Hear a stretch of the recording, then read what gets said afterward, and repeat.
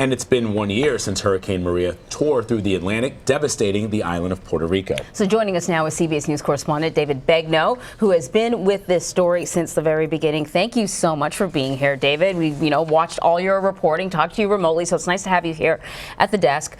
It's 1 year on. I mean, we read those statistics, and it sort of boggles the mind because we know that FEMA has done so much more for other victims of other hurricanes.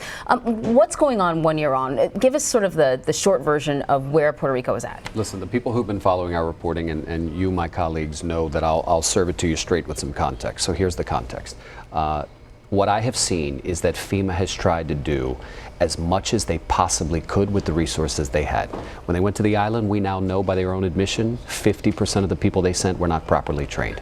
They now have 74% of their workforce, all Puerto Rican, working on the island, and they are the largest employer by some estimates on the island, right? Okay, so factor all that in.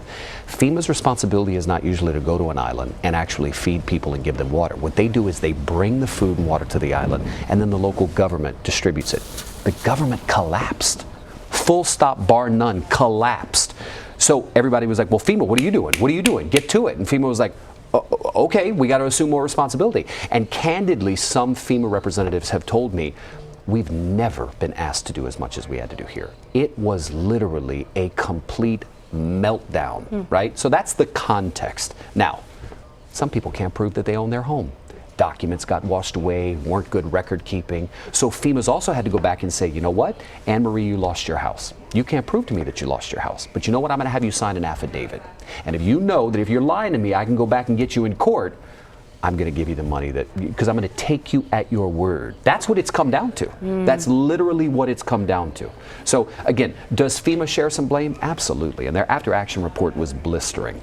But there's some context here that they've never been asked to do as much as they've had to do on the island. Right, that's interesting. There are the physical challenges, in other words, the devastation that destroyed people's homes, destroyed people's livelihoods, but there are also other challenges that the people of Puerto Rico are facing, specifically as it comes to just their own well-being, PTSD and others. What are some of those things that you've discovered? What I look at when I see Puerto Rican people is a shell-shocked, PTSD, sort of mute person mentality. Does that make sense? Yeah. In other words, I've had people say to me, I grew up in a colonized place. I've always felt like a second-class citizen. I didn't even expect people to really run to our rescue. They did. I've been disappointed with the operation, but I don't know what else to expect. That's what Puerto Ricans have said to me collectively. And you guys know we've talked to a lot of people over the last year, right? That's how they feel. Yeah, the suicide rates have really jumped, We have a death toll where it's estimated 2,975 people died. We have a number, but we don't have faces to match those numbers. I can't sit here and tell you individual stories. You know why? Because the government of Puerto Rico didn't have the procedures in place to adequately determine how many people died. So guess what? That responsibility also got shirked to the to George Washington University. All I'm saying is there's a whole lot of blame to go around here. And when the government collapsed, they couldn't even do something adequately like collect the right mortality statistics. So now a university had to do a study, and we have a number. But now we got to go and try and put names to that number. Faces. You point out that they're shell-shocked, that they are suffering through this PTSD, and you and I and all of us have seen that in covering natural disasters all around the world. The difference is, for example, in Haiti or in Nigeria, is that those people don't expect their government to come through. This is the United States of America. And I think that must factor into how people feel. They know they've always been treated as second-class citizens, but this is America. You bring up a good point, and I don't know if I've ever said this. People on the mainland were angrier than people on the island. Oh, that's interesting. Does that make sense? Yes, it does. Because they have always felt like second-class citizens for so long. I remember going around at some point and asking them, why aren't you like blistering mad? And there was this sort of resignation look on their face like, well, what am I supposed to expect? Right. That is unbelievable. And we've talked about the fact that, Maria is going to have an impact on the island for years, perhaps decades to come, right? Some buildings will never be rebuilt. Perhaps some people will never return to Puerto Rico because they left because they had no other option. And now the next generation is actually being called the Maria generation. What sort of challenges is it expected that that generation will face? Interesting. I haven't heard that. No? The Maria generation. Yeah. Let me tell you what they're facing. A new report out today says roughly 200,000 people left after the storm. 200,000 people. 39,000 kids did not re-enroll in school this year. That is a significant dent to the infrastructure of the island, because the talent that was there that has now left, a lot of them have no plans of going back, right? So that's what it does. I mean, they are desperately trying to save their talent. I gave the commencement address at the Polytechnic University of Puerto Rico, and every hand I shook, for every one person who said I'm staying, 2 said I'm leaving. Wow.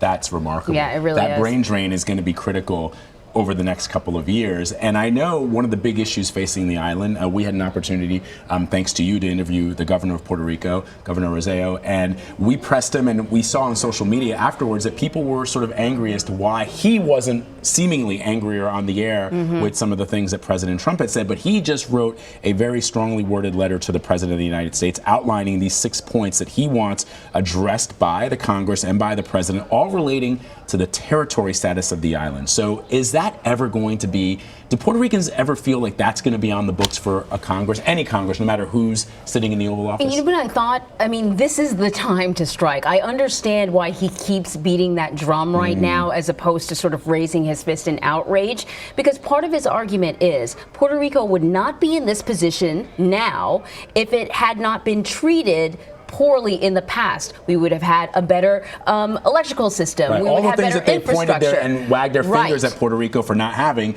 would have been alleviated if they were if they were a state. I mean, it's a reasonable argument. So you sound like lobbyists for the governor. But let me tell you what I ran into. On the island, I ran into young, talented people like you guys who said, I don't want to be a state. Interesting. I want to be independent.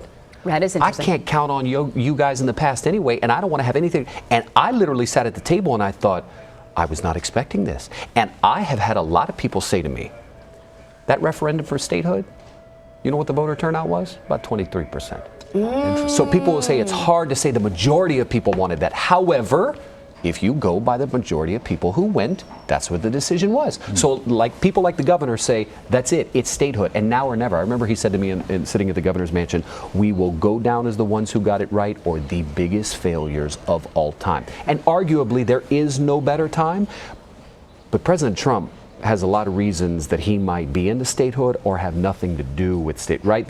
And remember, the governor is literally yelling in the forest. You know why? There's no voting representation in Congress. None. Zero. Zilch. Nobody can cast a vote for Puerto Rico. So it's the governor coming on CBSN and other news networks yelling, hoping somebody says, yeah, they deserve that. They deserve that. Out of curiosity, the mayor of San Juan, who probably acted with the sort of outrage that many people, would have liked to see from the governor, do you know anything about her political aspirations?